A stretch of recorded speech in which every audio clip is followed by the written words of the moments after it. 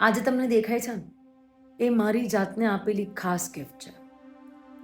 35 કલાક સુધી મેં મારા પપ્પાનો અવાજ સાંભળ્યો નહોતો.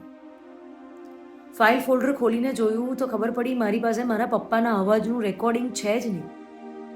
અને મેં નક્કી કર્યું કે પપ્પા પાછા આવશે ને એટલે એમનો અવાજ રેકોર્ડ કરીશ અને એમને બસ કહીશ કે તમે બસ બોલો, ગુસ્સો કરો, ખખડાવો, પણ બસ તમે બોલો.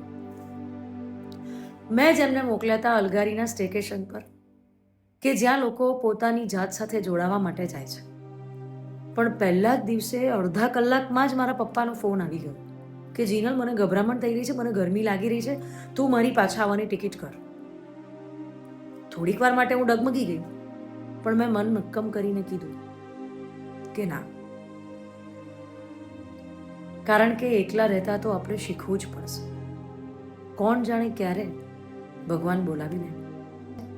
આ વિડીયોના માધ્યમથી અલગારી ગ્રુપ, જગપાલભાઈ અને તેમની ટીમ, અને ખાસ કરીને જગત અંકલનો ખૂબ ખૂબ આભાર કે તેઓએ મારા પપ્પાને ખૂબ સારી રીતે સંભાળ્યા છે.